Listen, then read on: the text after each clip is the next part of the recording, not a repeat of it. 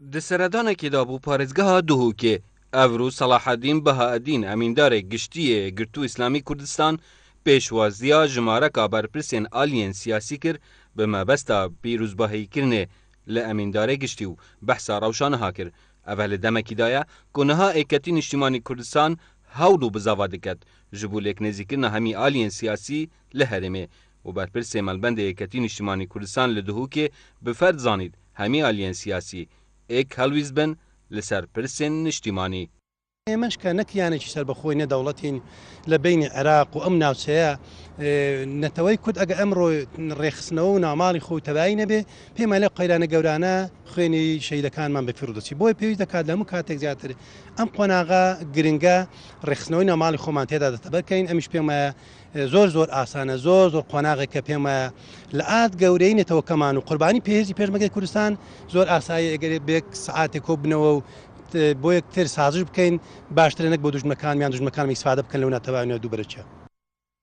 هەروەسا هەرێک ji berpirsê Melbendê Sosyalîsta Kurdistanê li Duhokê û berpirsê ragihandina Melbendê girtû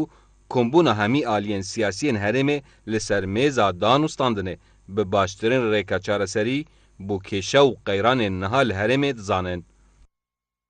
بله ئەوڕکە یا گرنگە ئەدە زەوڕمە بەسەر پرسیارە سەیدای ئەوڕۆ یا گرنگە هەموو لایەنی سیاسی دەستت خوب دەنە پێک یەک بن یەک دەنگ بن یەک هەلویست بن ئەم بشێن وێ خوێنە غەرزگەر بن گومان تێدانیا خودێ تعالی پشت ملەتی کورد ملەتی کوردیا سەرکەویتن ئەم هیویتکەن ئێک بن و یەک هەلویست بن. قەیرانە سیاسی قەیرانە ئیداری قەیرانە دارایی هەمی قەیرانێت ناوێکدا ئەڤەژی هەمی دێ بچێنە چارەسەرکردن هەمی دێپڕێکا دانوستاندنا و ئێک ڕێزیە لایەنی سیاسیین کوردستانی ئەگەر ئێک ڕێزی پەیدا بتن من باوەرە قەیرانە مالی مەد کوردستانی دانینە مە قەیرانە ئێک ڕێزیە لایەنی سیاسیین کوردستانی هەیە. Dihêtezanîn niha herêma Kurdistanê ketiye li ber jimareka qeyrana, jiwana jî qeyrana siyasî ku li gûrey bûçûna çavdêrên siyasî ku egerê serekî ye bû peydabûna hemî qeyranên dî li herêma Kurdistanê. Beyar Amedî, Badînan Sat,